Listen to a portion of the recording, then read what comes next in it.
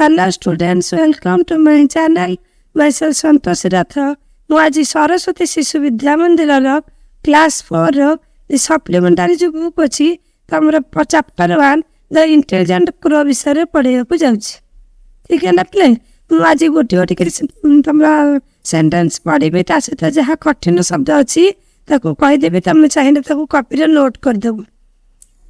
ଦେଖ ଷ୍ଟାର୍ଟ କଲି, late start. It was A hot day. ସେ ଦିନଟି ବହୁତ ଗରମ ଥିଲା। ଏ କ୍ରୋ ୱାଜ୍ ଏ ଭେରି ଥାର୍ଷ୍ଟି। ଗୋଟିଏ କୁଆଟିଏ ଥିଲା, ସେ ଭାରି ଶୋଷିଲା ଥିଲା। ଇଟ୍ ୱାଣ୍ଟେଡ୍ ୱାଟର। ସେ କିଛି ପାଣି ପିଇବାକୁ ଇଚ୍ଛା କରୁଥିଲା। ପିଲା ୱାଣ୍ଟେଡ୍ ମାନେ କ'ଣ? ଇଚ୍ଛା କରିବା ବା ଦରକାର ତାର। ଠିକ୍ ହେଲା? It flew from place to place.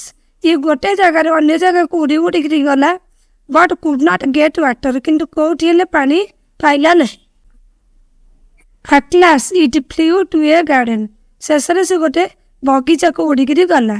You saw a jar there. ସେଠି ଗୋଟେ ଜାର୍ଟେ ପାଇଲା। ପିଲା ଜାର ଏଇଠି ଗୋଟେ ମାଠିଆକୁ ବୁଝଉଛି। ହେଲା, ଦେଖିଲା ସେଠି ଗୋଟେ you saw ମାନେ ଏହା ଦେଖିଲା ଏ ଜାର there। ସେଠି ଗୋଟେ ମାଠିଆଟିଏ ଦେଖିଲା। There is some water. ସେଥିରେ ଅଳ୍ପ କିଛି ପାଣି ଅଛି। some କିଛି ପାଣି, ଅଳ୍ପ ପାଣି ଅଛି।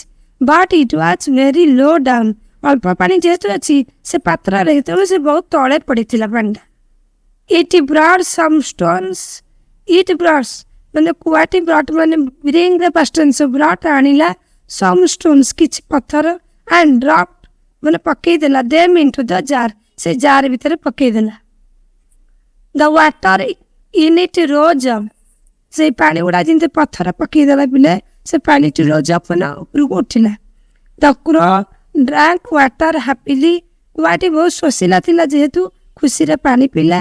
ଆଣ୍ଡ ଫ୍ଲିଉ ଆୱେ, ଏବଂ ଦୂରକୁ ଉଡ଼ିକି ପଳେଇଲା। ପିଲା ବୁଝି ହେଲା ନା? ତେଣୁ କଠିନ ଶବ୍ଦ ଏଥର ପିଲା ଅଛି ଥାର୍ଷ୍ଟି। ଥାର୍ଷ୍ଟି ମାନେ ଶୋଷିଲା। ୱାଣ୍ଟେଡ୍, ୱାଣ୍ଟେଡ୍ ମାନେ ଇଚ୍ଛା କରୁଥିଲା। Flew, ଫ୍ଲାଏର past tense flew. Fly ମାନେ ଉଡ଼ିବା, ଫ୍ଲିଉ ମାନେ ଉଡ଼ିକିରି ଗଲା। ପ୍ଲେସ୍ ମାନେ ସ୍ଥାନ। ଆଉ ୱାଟର ମାନେ ତ ତମେ ଜାଣିଥିବ ପାଣି। ଗାର୍ଡେନ ମାନେ ବଗିଚା। ସିର ପାଷ୍ଟ ଟେନ୍ସ ମାନେ ଦେଖିଲା। ଜାର ତ ମୁଁ ତମକୁ କହିଦେଲି କୌଣସି ପାତ୍ର ବା ମାଠିଆକୁ ବୁଝଉଛି। ଆଉ ରହିଲା ତମର ବ୍ରଟ୍, ବ୍ରିଙ୍ଗର ପାଷ୍ଟ ଟେନ୍ସ ବ୍ରଟ୍ ମାନେ ଆଣିଲା। ଷ୍ଟୋନ୍ସ ମାନେ ପଥର। ଡ୍ରପ୍ର ପାଷ୍ଟ ଟେନ୍ସ ଡ୍ରପ୍ଡ ମାନେ ପକେଇଲା। ରାଇଜର past tense rose up. Rise up ତାର ପାଷ୍ଟ ଟେନ୍ସ ହେଲା ରୋଜ୍ ଅପ୍ ମାନେ ଉପରକୁ ଉଠିଲା। ଡ୍ରିଙ୍କର ପାଷ୍ଟ ଟେନ୍ସ ଡ୍ରାଙ୍କ ମାନେ ପିଇଲା। ହାପିଲି ମାନେ ଖୁସିରେ।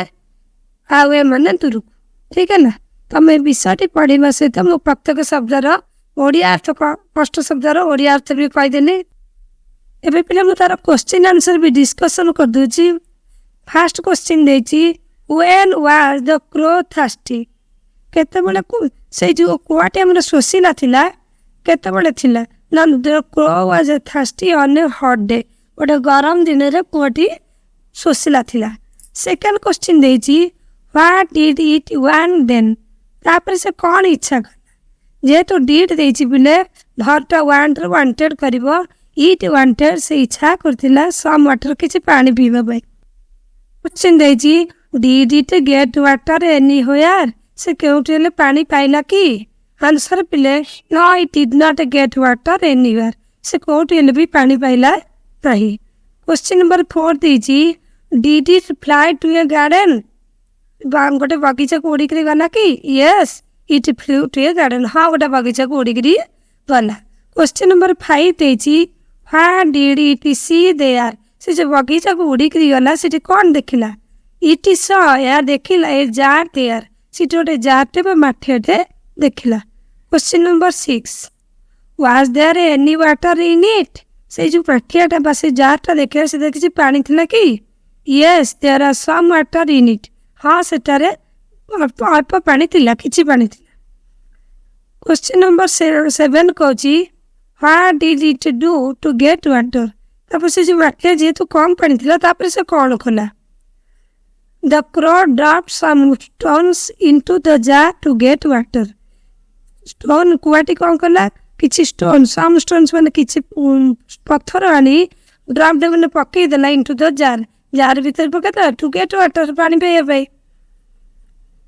क्वेश्चन नंबर 8 देछि did the water in the jar rise up जो हमर पकई देला पत्थर से पत्थर पकईला did the water in the jar rise up से जार भीतर पानी तो ऊपर को उठिला कि यस आंसर तो अछि yes the water rose up हाँ पानी ऊपर को उठिला।